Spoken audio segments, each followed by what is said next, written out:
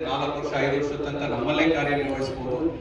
ನಿಮ್ಮ ಕಾರ್ಯವೈಖರಿ ಹೇಗಿರುತ್ತೆ ಹಾಗೂ ನಿಮ್ಮ ಅಟೆಂಡೆನ್ಸ್ ಪರ್ಫಾರ್ಮೆನ್ಸ್ ಎಲ್ಲ ಚೆನ್ನಾಗಿದ್ದಲ್ಲಿ ಕೆಲವೊಂದು ಡಿಪ್ಲೊಮಾ ಎಲ್ಲ ಇದ್ದಂತ ಸಂದರ್ಭದಲ್ಲಿ ನಿಮ್ಗೆ ಅಲ್ಲೇ ರಿಟೈನ್ ಮಾಡುವಂತ ಸೂಪರ್ವೈಸರಿ ಪೊಸಿಷನ್ಸ್ಗಳಿಗೂ ಕೂಡ ಅವಕಾಶ ಇರುತ್ತೆ. ಹಾಗೆ ಬೇರೆ ವಿಭಾಗದವರು ITI ನವರು ಇರ್ಬೋದು, ಡಿಪ್ಲೊಮಾ 10 PU ಅವರು ಇವರು ಕೂಡ 4 ವರ್ಷ ಪೂರ್ಣಗೊಳಿಸಿದ ನಂತರ ನಮ್ಮಲ್ಲೇ ಅಲ್ಲದಿದ್ರು ಕೂಡ ನಮಗೆ ಬರುವಂತ ಸಪ್ಲೈಯರ್ ಬೇರೆ ಬೇರೆ ಕಡೆಯಿಂದ ಬಿಡಿಭಾಗಗಳು ಬರುತ್ತವೆ. ಈ ವಿಭಾಗಗಳಿಗೆ ಮತ್ತು ನಮ್ಮ ಶೋರೂಮ್ಸ್ ಗಳಿಗೆ ಮತ್ತು ನಮ್ಮದೇ ಆದಂತ ಬೇರೆ ಗ್ರೂಪ್ ಕಂಪನೀಸ್ ಗಳಿದೆ, ಲೈಕ್ ಡ್ರೈವ್ಎಕ್ಸ್, ಇದೆಲ್ಲವೂ ಕೂಡ ಒಂದು ಪ್ರೀ ಓನ್ಡ್ 2 ವೀಲರ್ ಸೇಲ್ಸ್ ಇರುತ್ತೆ. ಈ ತರ ವಿಭಾಗಗಳಿಗೆ ಇಲ್ಲೇ ಕಾರ್ಯವೈಖರಿ ಅಂದ್ರೆ ನಿಮ್ಮ ಕೌಶಲ್ಯ ನಮ್ಮ ಸ್ಕಿಲ್ ಗಳನ್ನ ಅಪ್ಗ್ರೇಡ್ ಮಾಡ್ಕೊಂಡಿದ್ದಲ್ಲಿ ಖಂಡಿತ ಅಲ್ಲೂ ಕೂಡ ನಿಮ್ಮ ರೆಗ್ಯುಲರ್ ರೋಲ್ಗೆ ನಾವು ಪ್ರಮೋಟ್ ಮಾಡಿ ಕೊಡ್ಲಿಕ್ಕೆ ಒಂದು ಅವಕಾಶ. ಓಕೆ ಸರ್ ಹೇಳಿದ್ರು 17,500 ನೀವು ಸಂಬಳ ಕೊಡ್ತೀನಿ, ಮಿನಿಮಮ್ ಸಂಬಳ ಇದು ಬಂದು SLC PUC ITI ಡಿಪ್ಲೊಮಾದವರು ITI ನವರಿಗೆ 17,200 ರೂಪಾಯಿ ಇದೆ. ಹಾಗೆ ಡಿಗ್ರಿ ಪಾಸ್ ಆಗಿರುವಂತವರಿಗೆ 16,600 ರೂಪಾಯಿ ಇದೆ, ಸಾರಿ 17,600 ರೂಪಾಯಿ ಇದೆ.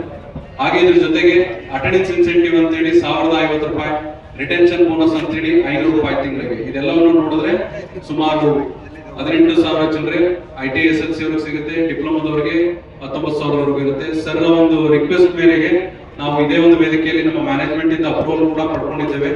ಏನು ನಮ್ಗೆ 17,200 ರೂಪಾಯಿ ಅಥವಾ 14,200 ರೂಪಾಯಿ ಇದೆಲ್ಲ ಇತ್ತು, ಇದಕ್ಕೆ 1,000 ಹೆಚ್ಚಿಸಿ ಅಂದ್ರೆ SLC PUC ITI ನವರಿಗೆ ನಿಮ್ಮ ರಿಟೆನ್ಷನ್ ಬೋನಸ್ ಎಲ್ಲವನ್ನೂ ಕೂಡ ಸೇರಿ ಸುಮಾರು ಮಿನಿಮಮ್ 18,500 ನಾವು ಶೇರ್ ಮಾಡ್ತಾ ಇದ್ದೇವೆ ಸರ್.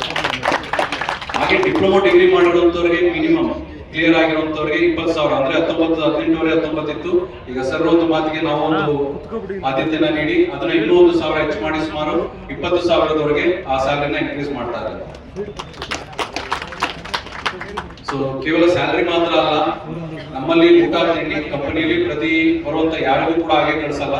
ಪ್ರತಿಯೊಬ್ಬರಿಗೂ ಕೂಡ ಒಂದೊಂದು ಟೈಮ್ ತಿಂಡಿ, ಒಂದು ಟೈಮ್ ಊಟ ಅಂದ್ರೆ ಒಂದು ಟಿಫನ್, ಒಂದು ಊಟ ಮತ್ತು ಈ ತರ ಎಲ್ಲ ಅಪ್ಪ ಅಮ್ಮಂದ್ರೆ ಕಾಯ್ತಿರ್ತಾರೆ, ಇವ್ರಿಗೂ ಕೂಡ ಒಂದು ಸ್ನಾಕ್ಸ್ ಅನ್ನು ಕೊಡಬೇಕು ಅನ್ನೋದು ಒಂದು ನಮ್ಮಲ್ಲಿದೆ. ಲೈಕ್ ಬಿಸ್ಕೆಟ್, ಮಿಕ್ಸ್ಚರ್, ಬ್ರೆಡ್, ಈ ರೀತಿ ಪ್ರತಿದಿನ ಒಂದು ತಿಂಡಿಯನ್ನು ಕೂಡ ನೀಡ್ತೇವೆ.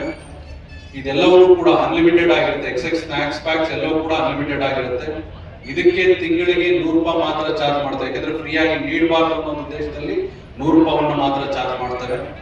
ಅಷ್ಟೇ ಇಲ್ಲ, ಹೆಣ್ಮಕ್ಳಿಗೆ ದೂರದಿಂದ ಬಂದಿರ್ತಾರೆ, ಸೊ ಉಳ್ಕೊಳ್ಳಿಕ್ಕೆ ಮತ್ತು ಓಡಾಡಲಿಕ್ಕೆ ಮೈಸೂರಿನಲ್ಲಿ PG ಸಿಸ್ಟಮ್ಸ್ ಇರುತ್ತೆ, ತುಂಬಾ ಸಬ್ಸಿಡೈಸ್ ರೇಟ್ ಅಲ್ಲಿ ಆಲ್ಮೋಸ್ಟ್ ತಿಂಗಳಿಗೆ ಉಳ್ಕೊಳ್ಳಿಕ್ಕೆ ಒಂದು 500 ರೂಪಾಯಿ ಅಷ್ಟರಲ್ಲೇ ನಿಮಗೆ ಉಳ್ಕೊಳ್ಳಿಕ್ಕೆ ವ್ಯವಸ್ಥೆಯನ್ನು ಕೂಡ ನೀಡಿರ್ತೇವೆ. ಅಲ್ಲಿಗೆ ಹೋಗಿ ಬರ್ಲಿಕ್ಕೆ ಬಸ್ಸಿನ ವ್ಯವಸ್ಥೆ ಕೂಡ ಇರುತ್ತೆ ಹೆಣ್ಮಕ್ಳಿಗೆ.